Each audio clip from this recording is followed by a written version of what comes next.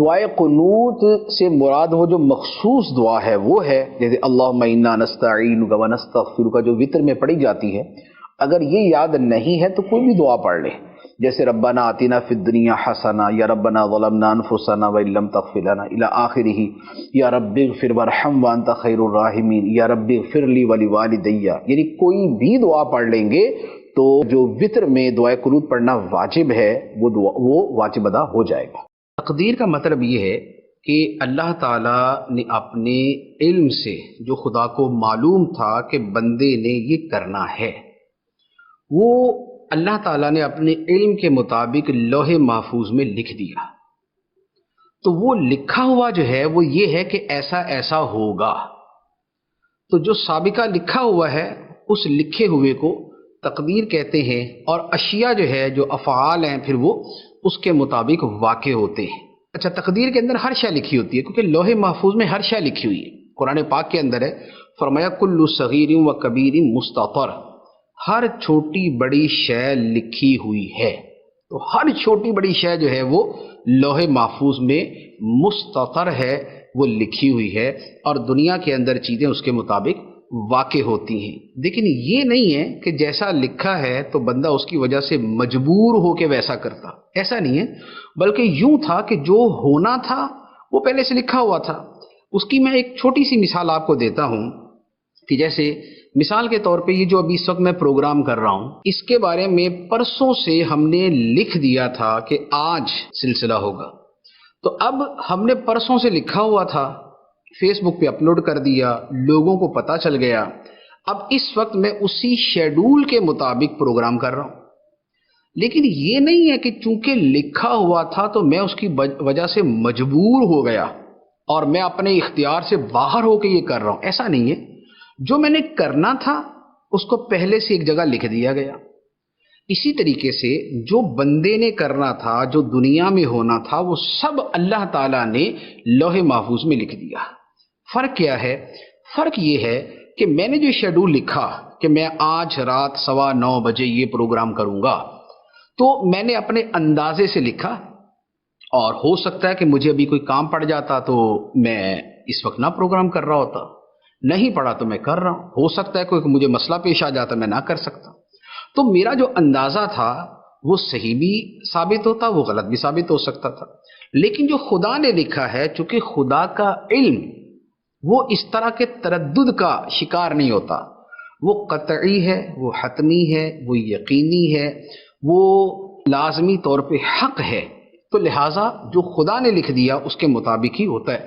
لیکن جیسے میرے پوسٹ لکھی گئی تو میں اس کی وجہ سے کوئی مجبور محض نہیں ہو گیا، اسی طرح جو خدا نے لکھا ہے اس کی وجہ سے بندہ بھی مجبور محض نہیں ہو جاتا. عورت کا مسجد میں جا کر نماز پڑھنا ممنوع ہے.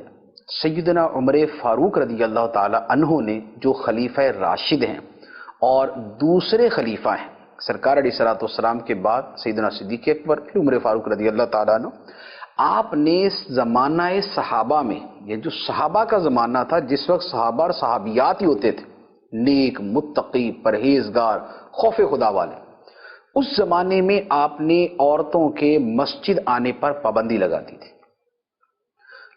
عورتوں نے حضرت عائشہ صدیقہ رضی اللہ تعالیٰ عنہ سے جا کے عرض کیا کہ یہ کیا پابندی لگا دی، پہلے تو ہم نمازیں پڑھتے تھے.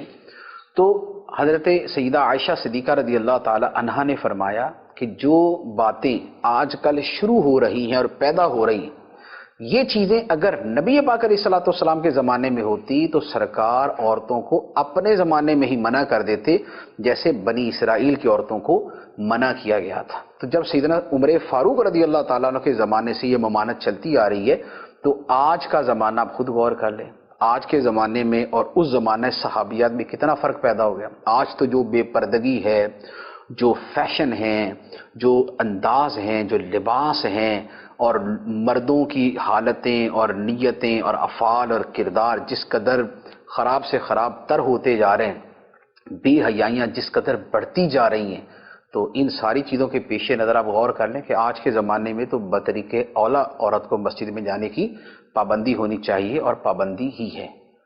دلاور بھائی پوچھ رہے ہیں کہ 12 اماموں کی کیا حقیقت ہے؟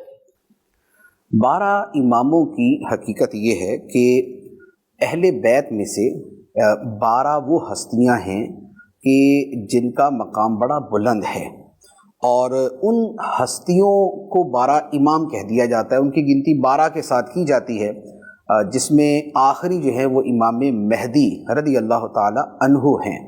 تو یہ سارے کے سارے ہمارے بزرگ ہیں، یہ سارے کے سارے سلف صالحین میں سے ہیں۔ سیدنا علی المرتضیٰ، امام حسن، امام حسین، امام زین العابدین، امام باقر، امام جعفر صادق، امام موسیٰ کاظم، امام رضا، امام نقی، امام حسن عسکری، یہ وہ سب نام ہیں 12 اماموں کے جو میں نے ذکر کیے ہیں۔ تو یہ وہ عظیم ہستیاں تھیں کہ جنہیں اللہ تعالیٰ نے علم ظاہر اور علم باطن کے اندر امت کا پیشوا بنایا تھا، جن کے علمی فیوزات جو ہے وہ جاری و ساری ہیں۔ تو انہیں ہم اہل سنت، انہیں اپنے بزرگ مانتے ہیں، اپنا بڑا مانتے ہیں۔ ان کی عقیدت، محبت، تعظیم جو ہے وہ ہر سنی مسلمان کے دل کے اندر موجود ہے۔ تو یہ ہمارا جو اہل سنت کا موقف ہے وہ یہ ہے۔ باقی اس کے ساتھ ایک چیز میں اور عرض کر دوں، وہ یہ ہے کہ بعض لوگ جو ہے ان کو ائمہ معصومین سمجھتے ہیں، تو اہل سنت کا عقیدہ یہ نہیں ہے۔ اہل سنت کا عقیدہ یہ ہے انبیاء علیہم السلام اور ملائکہ کرام یہ معصوم ہیں، اس کے علاوہ کوئی معصوم نہیں ہے۔ یہ اہل سنت کا جو عقیدہ وہ میں نے عرض کر دیا۔